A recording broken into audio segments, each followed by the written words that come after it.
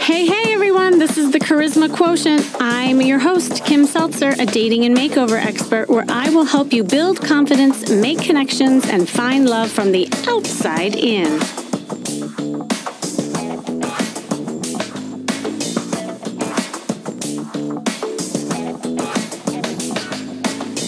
Are you stuck in your head? That is my biggest question to all of you. Rerunning old conversations, thinking of better responses, ruminating on someone's hurtful remarks. And do you worry about your worry? Right? Like, do you sit there like, oh my God, I'm worried. And then you're worried about being worried. And how the heck can you get out of your head? This is a really common thing that I've been hearing so many of you talking about, especially if you're a high achiever and you're an overthinker. It's going to happen. That's how you process. And there's so much going on in there. It's like a whole zoo of monkey chatter and conversations that are happening. It's like a party in your head, if you will. But you're so busy living in that head party that it brings you out of the present real life party that is happening right before you. And what happens when you can't stop thinking and just be? If you have trouble sleeping or relaxing or having fun, you might be, an overthinker. It's, again, really common. And your brain keeps popping up with invitations to dwell on the familiar, self-defeating thoughts and memories that back them up. And when your mind wanders, it tends to default to negative thoughts. And this is what might get the best of you. So either you are dwelling on hurt you may have experienced in the past and scared that it'll happen again, or you're worried about the future of attracting someone who might not be right for you, and bam, that's what takes you right out of being in the present and connecting with the person right in front of you. It means you can't stop thinking those negative thoughts, right? Thinking and thinking and thinking until your brain is exhausted. And so you are too. That's why a lot of times people find just socialization a lot exhausting, and you might even hate the small talk and the thought of like entering a room. You'd rather just sit in front of Netflix and chill out. And because you ruminate and you worry and you question yourself and review past events ad nauseum and play out the worst case scenarios. It's like so ginormous in your head. But here's the thing. It's always bigger in your head than it is in reality and to other people. But to you, it feels like quicksand. And the harder you try to get out of it, the more stuck you become. It's almost like an addiction, a thought addiction. It's partly because we are wired for negativity bias. And that's an adaptive way of thinking meant to protect us from threats. And the threats might start with, say, like a real toxic or hurtful situation or relationship, but then it becomes perceived imaginary ones that gets triggered by similar experiences. And it doesn't have to be like a total similar experience. It could be one trigger, one thing on that profile that seems familiar and you're like, oh, nope, swipe left, or, oh, I'm out of here, right? Even knowing you tend to think more negative thoughts than positive, you're still addicted to your thoughts. And when you're stuck in your head, you're usually focusing on one of three things. One, painful moments from your past. Maybe it's conversations, traumatic events, like that girl in 8th grade who rejected you when you asked her out. And every girl that you go out with, or every woman, you see the head of that 8th grader. There's Susie again. How'd she get here? Even though she's not Susie. Your uncertain future. That's another thing you might be thinking about. Maybe you worry that you will attract the narcissist again. So you interview everyone you meet to make sure you are protected from attracting that again. And the third thing is maybe it's a decision you have to make, or you're second guessing it. Should I approach that beautiful woman? Oh, what if she's not into me? Why would she like me? I'm nowhere near her league. It's all those conversations. So where does this all come from? Overall, you may have learned growing up that you could think and plan your way out of any problem. And maybe you had to. It might have been like a given sense of control, and it convinced you that you could protect yourself from failure or pain. And in some ways, this talent for rational analysis has benefits and it actually protected you, especially if you grew up in an uncertain or unpredictable environment. More specifically, here's how overthinking plays out. Depression and anxiety. Research shows that overthinkers are more likely to struggle with depression and anxiety. This has been, proven. And although they think they're working on solving a problem, studies show rumination actually makes it tougher to make healthy decisions and to find the motivation to follow through on a solution. It also exacerbates the problem since it zaps time and energy that could have been used finding a workable solution. So you pay the price of exhaustion with no benefits because you're just staying the same. You're not moving, you're not doing anything. The second way that overthinking plays out is it creates an alternate reality. And what I mean by that is when you're stuck in your mind, you're withdrawn from reality. You're in the universe inside your head, which is often highly pessimistic, right? I talked about the negativity rather than engaging with people around you or focusing on the present moment. Then this constant analyzing without action to enact positive change can affect dating, relationships, and move you into further isolation. And your mind wants to hit the satisfaction that comes from figuring something out. So you make up stories to explain your feelings to yourself. Now, by doing all of this, it brings you out of your body, which is why dating is so hard. All of you who are analytical thinkers, you probably are amazing at what you do for a living at work, but guess what? Doesn't work when it comes to dating and relating. Connecting, relating, attraction all happens in emotions and in the body, which is why it might seem hard for you trying to date in an analytical way. The other way it plays out, it's destructive attempts to cope. Some people, they quiet their constant chatter in their minds with addictive substances and behaviors like alcohol, drugs, sex, overeating, playing the jackpot, whatever it is. But the chatter comes back. It only gets louder to numb it out or, kind of cancel it out, but then it comes back. And it's often accompanied with new troubles that go along with the destructive behaviors, like problems in relationships, health, finances, career. The other way it plays out is it's just a negative cycle. Obsessive thinking can feed on itself, essentially teaching the circuits in the brain to continue with what has become an automatic behavior. And the more we fixate on scenes in our minds, the more upset we get, which leads to more obsessing.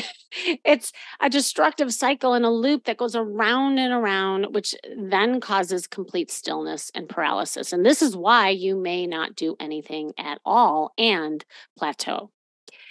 So with me on the line today is a gentleman who is struggling to connect with women both online and off, and he is having a hard time understanding the lack of response from women on the apps. He gets kind of stuck in his head, even though he's social and he used to be an extrovert. He's now finding himself getting kind of stuck. And when he kind of told me about some of the challenges he's having, I'm like, I don't know, it kind of sounds like you're getting stuck in your head. And then I come to find out he's an accountant and we both laugh. So I hope I can help him crack the code and what is going on and map out a plan to set him on his way to progress with women. Welcome, Patrick. Are you there? Hi, Kimmy. Yeah, I am here. Yeah. Hi there. Hi. Thanks for the opportunity to bring me on and chat with you.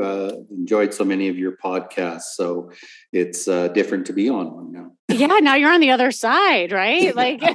It's like you can hide when you're listening to the podcast, and now I'm putting you under the microscope, so to speak. Well, no, and I thank you so much for coming on. It's even more special when I have podcast listeners coming on, and thank you so much for listening. And this is the magic, right? Like I think just having you now come on and really help you pinpoint what's going on for you personally, so that I can help move the needle a little bit. So, yeah, well, I would love for you to just share a little bit about yourself, like, where you live and how old you are and a little bit of your journey and, how you became single, and then maybe dive into the challenges you're having. For sure. Yeah, thank you. I'm 64 years old, live in Calgary, Alberta. Canadian. So yes, we hear. I love it. I told you already. A boot. No, yeah. I love Canadians. You know this. Okay, go ahead.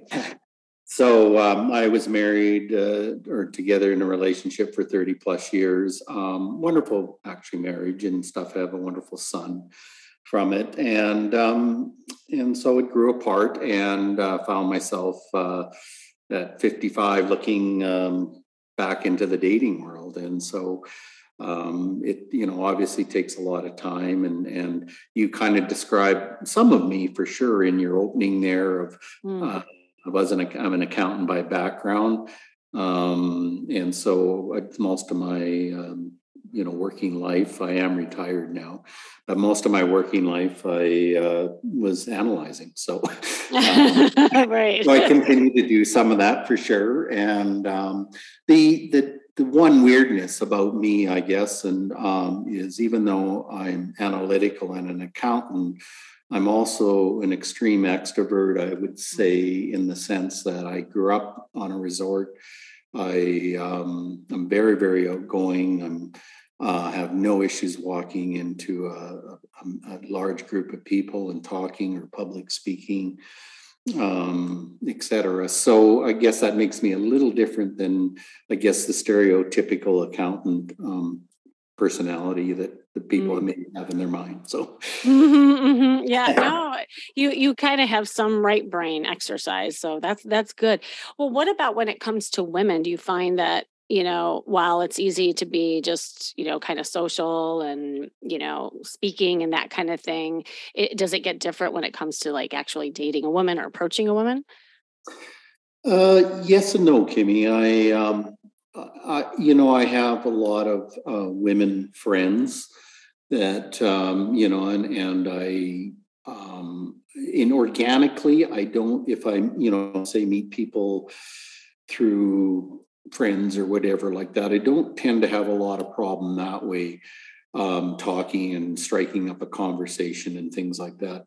Where I struggle, and because it's I guess in the dating world now, and maybe more so at my age, I guess, I don't know, is that, you turn to the online side of things. And so that's kind of more, I mean, I've listened to many of your podcasts and tips and tricks and, on profiles and things like that, and, try to adjust all that. But it's trying to, what I think when I'm looking at those profiles and sending out notes and all these kind of things, and not either getting nothing back or and then I start analyzing. Is it what I said? Well, how I said it? Is it this? Is it that kind of thing? And then like you said, you kind of get a little depressed by it because you kind of go like, okay, what's the matter with me? Do I look that bad or what is it? So yeah, I think that part of it. And I guess the only other one I struggle a little bit with is sometimes opportunity,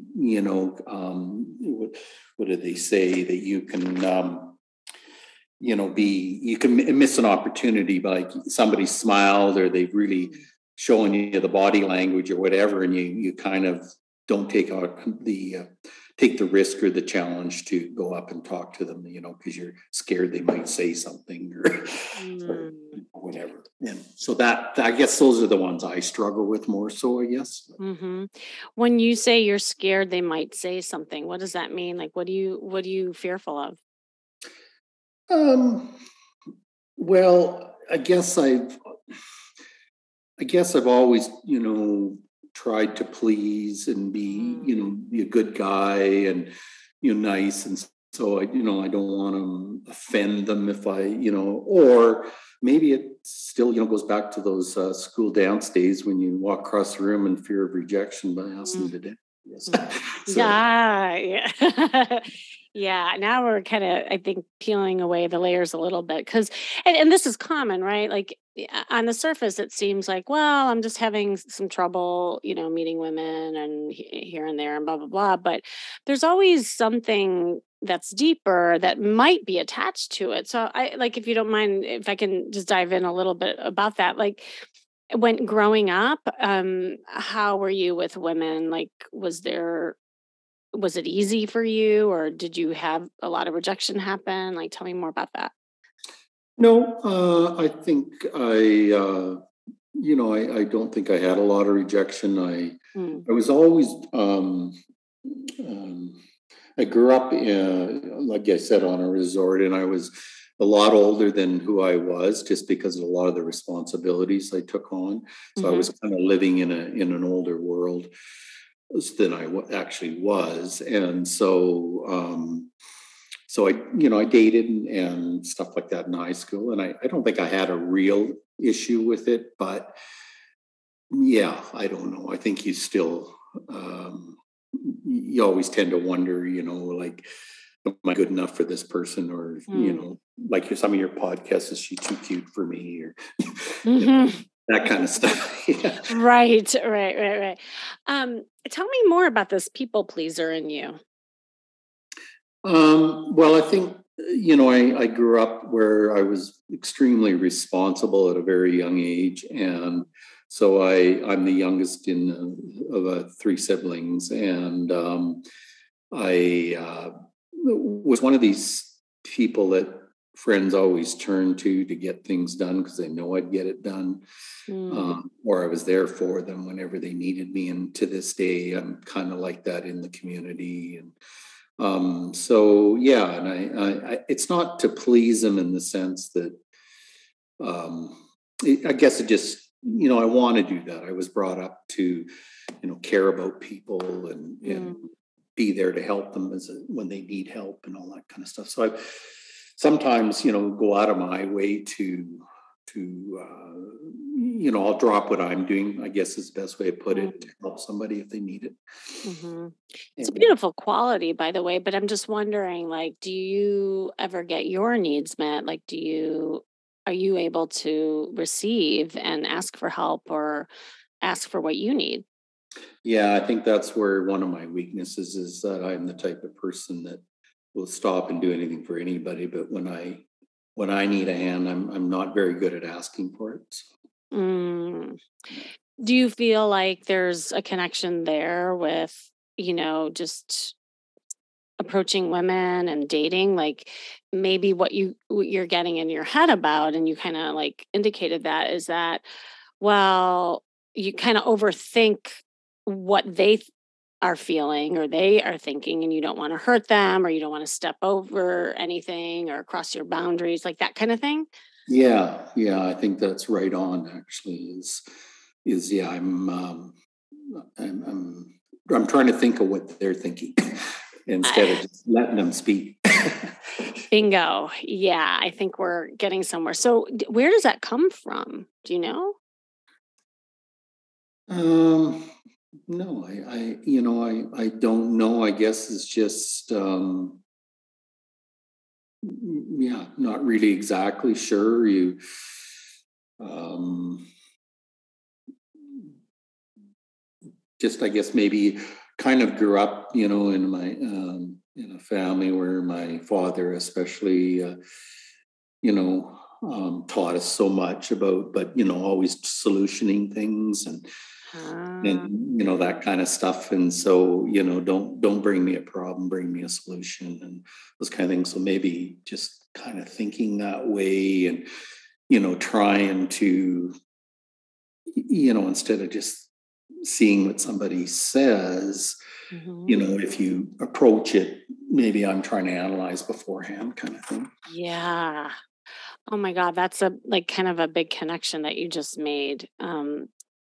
Just now with dad, and very common, especially with men. I think that was a message that a lot of men had growing up. Like, you need to provide, you need to fix it, just get it done. That kind of thing. Were feelings expressed in your family at all? Yeah, we were very touchy, Mm. huggy type family that way, and lots of "I love you" and things like that. But my dad was a strong European, Mm. would get mad fast, and as long as you did what he had asked you to do and things like that, then it was great. But don't don't not do what you're told, so to speak, or whatever.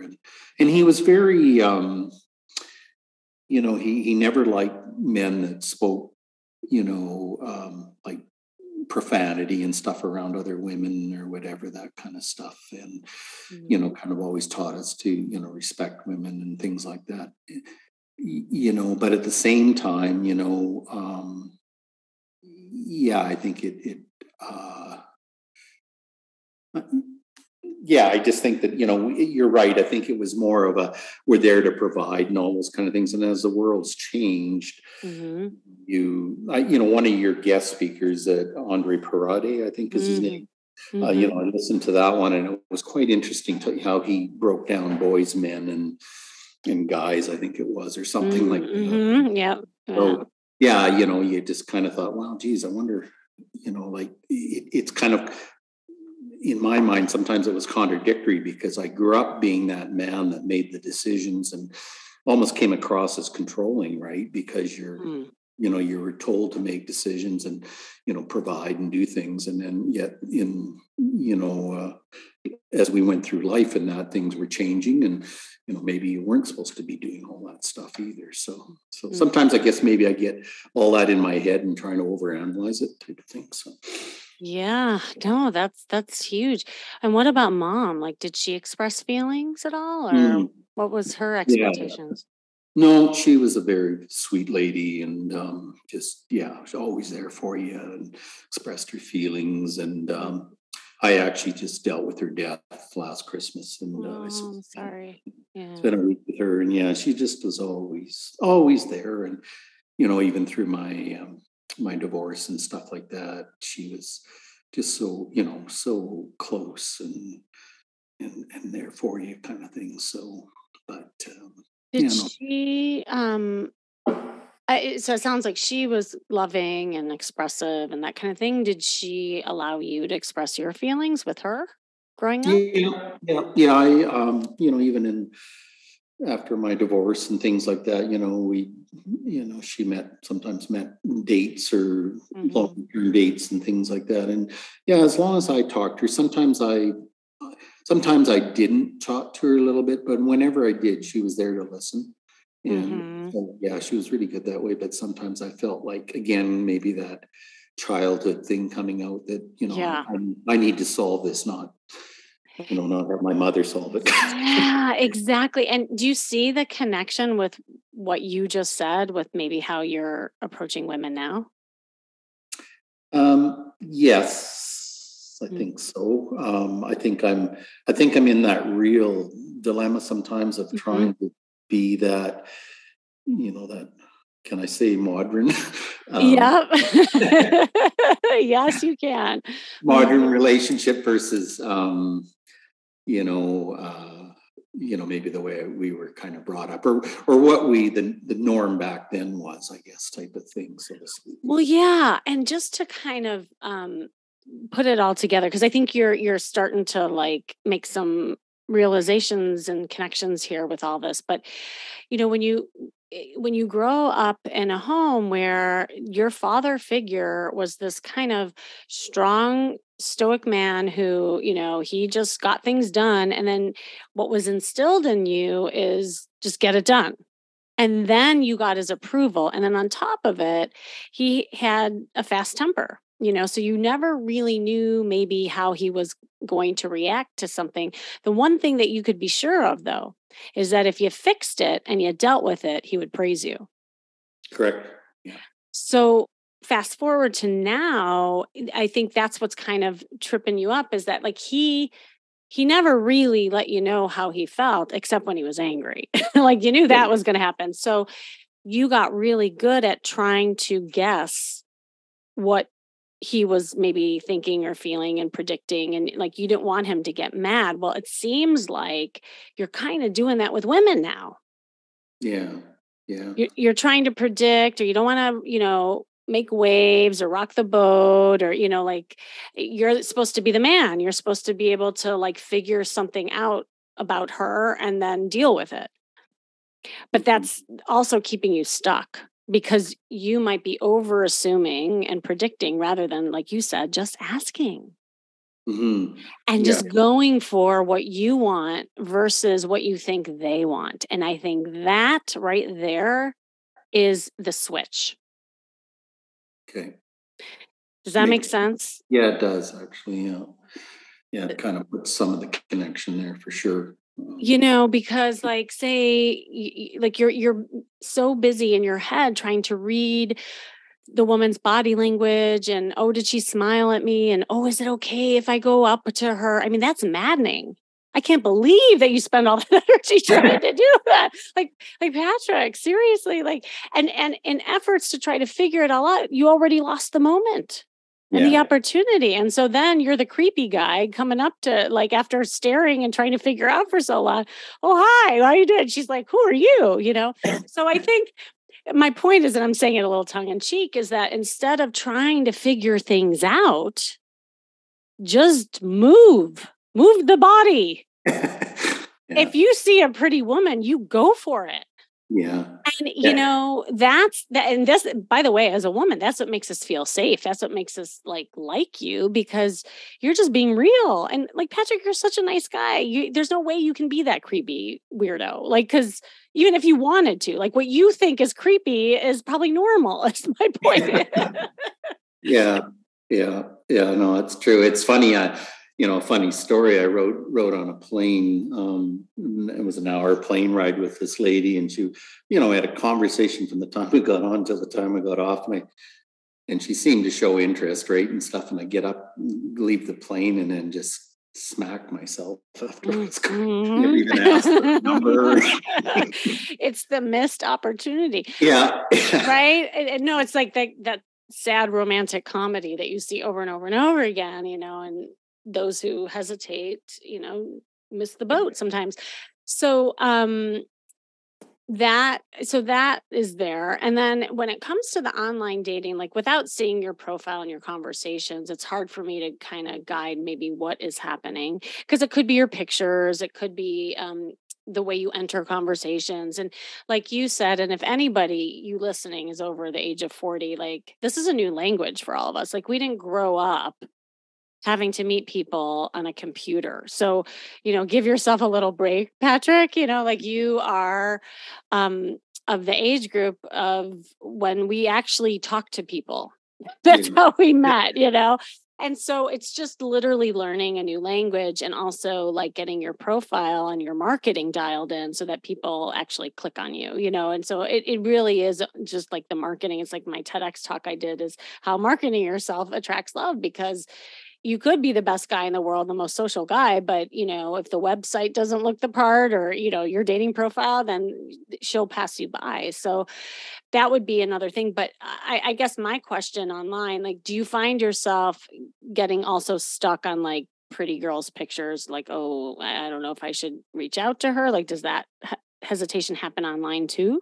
Um, yes and no. I mean, I think it did in the beginning. Mm-hmm. I think listening to a number of your podcasts and some others that like I said, I've gone back and kind of changed my openings to people, and update my pictures, and those Mm. kind of things. So I've done quite a bit of work that way. I've tried to open my mind. I think the other thing, Kimmy, is I'm 64 years old, but I'm very, very active, and I probably, I do many sports at a level above or, intensely than for my 40 and 50-year-old friends. Right. So it's, Mm. I think that, there's, I don't want to say a stereotype, but, sometimes you think, with people at my age, right, well, won't be long before, he's going to be sitting around, right? Well, I mean, I tend to maybe gravitate sometimes to younger Mm-hmm. women, and not to say, I mean, obviously there's active women my age as well, so I don't want to mislead any listeners, but Yeah, in case a hot woman is listening and wants your number, I'm just well, saying. exactly. I mean, so maybe I should just say that, I gravitate to active By the people. way, Patrick, you and maybe I'd say 99.9% of men gravitate towards younger. I mean, that's just like kind of a natural selection, and it's Yeah. something. And a lot of women like younger men, and that is true. And that's why when I was a matchmaker, I always say, go by energy, not by age, Right. because there can be a really old 40-year-old and a really young 50-year-old, just depending. But that's what makes online dating so hard because you don't see the energy. You just see pictures, Correct. Yeah. yeah. So no, I appreciate that. And again, that's just probably part of the puzzle. But going back to kind of the the stuff that's getting you stuck, and then this kind of mantra you've been carrying about like trying to take care of women before you even get to know them. And I think that's what's kind of getting you stuck. One last question I have, and then I want to get into some tips is are you having fun? Are you like laughing? Are you playful? Are you flirty? Yeah. Once, I mean, sometimes I try to do it even in the opening, you know, Uh-huh. question, when I'm reaching out, sometimes I might, I definitely go into their profile and maybe ask them stuff about their profile. And, Mhm. sometimes I'll try to be witty about, something they said or Mhm. ever and that kind of stuff. And then once I've actually made contact with somebody, then yeah, I tend to be, quite fun that way and Okay. try to keep it light that way. I guess my biggest struggle is getting to that first date and and Yeah. sometimes second. But So what about like in the wild, so to speak? Like like approaching a woman or like will you oh, flirt and have fun and what's your body language doing? Like um, I do when I'm not in a dating um situation.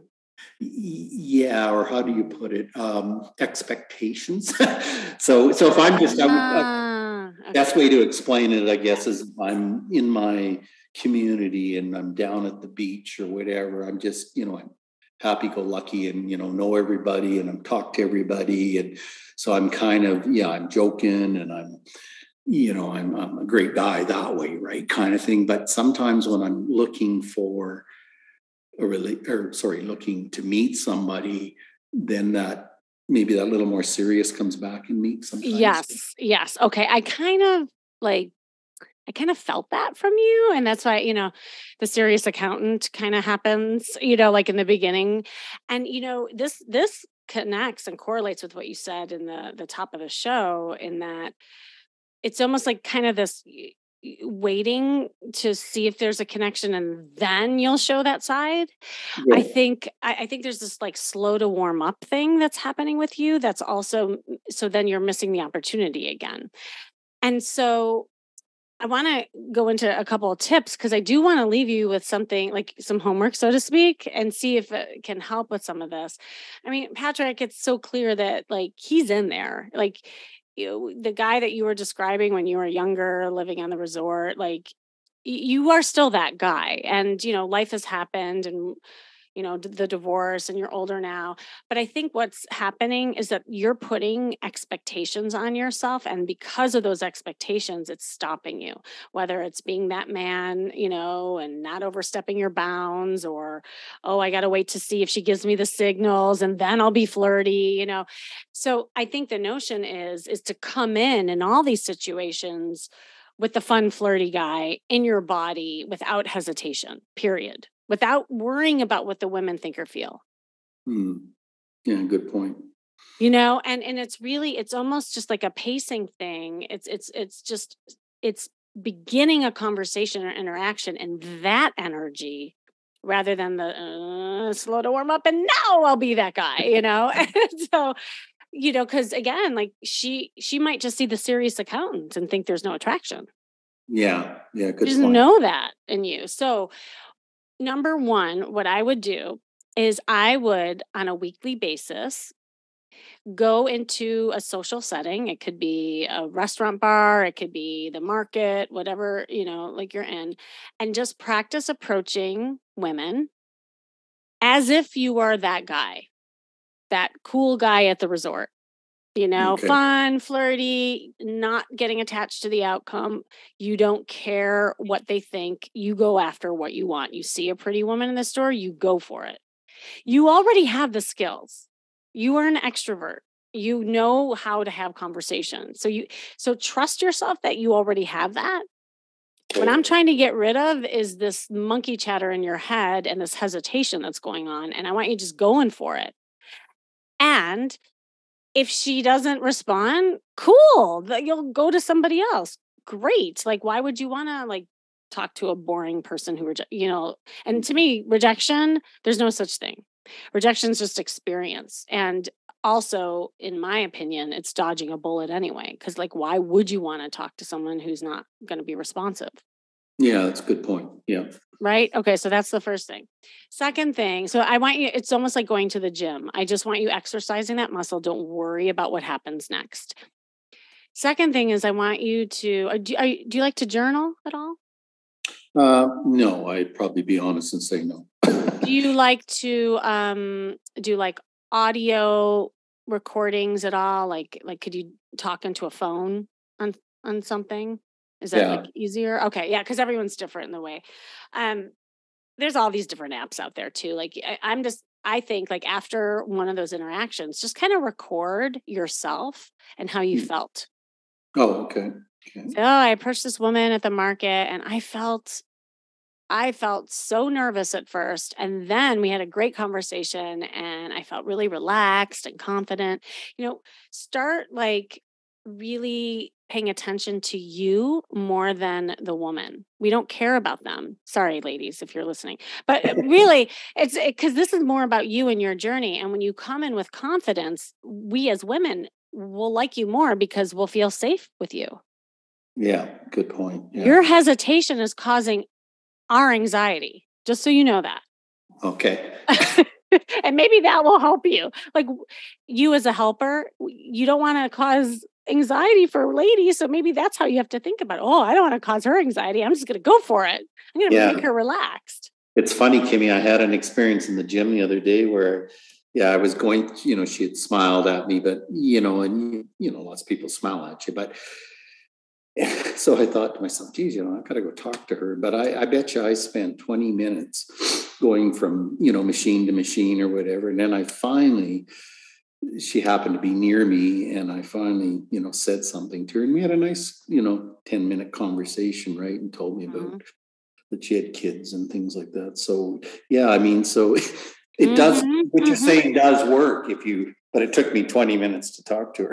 Well, exactly. It's because you're putting expectations around it. Because, see, when you start thinking about it in ways of dating, that's Yeah, what's tripping you up because you already know how to do it when it's not in the context of dating. So just right. apply what you know and where you're more confident over to this space and just pretend and act as if you're Okay. talking to women without the intention of dating. Yeah, Even good. though like, oh, okay, she's hot, you might like her, but just pretend that you're just going in and having a conversation. Right, right. Yeah, good point. Okay. And then the online thing, I mean, and I would love to take a look. I mean, I do these, kind of assessments and maybe offline, you and I can dive in and look at your marketing, so to speak, and I could give you some tips. But beyond that, I would do the same thing online and I would try to reach out to as many attractive women as possible just for the mere purposes of getting over yourself.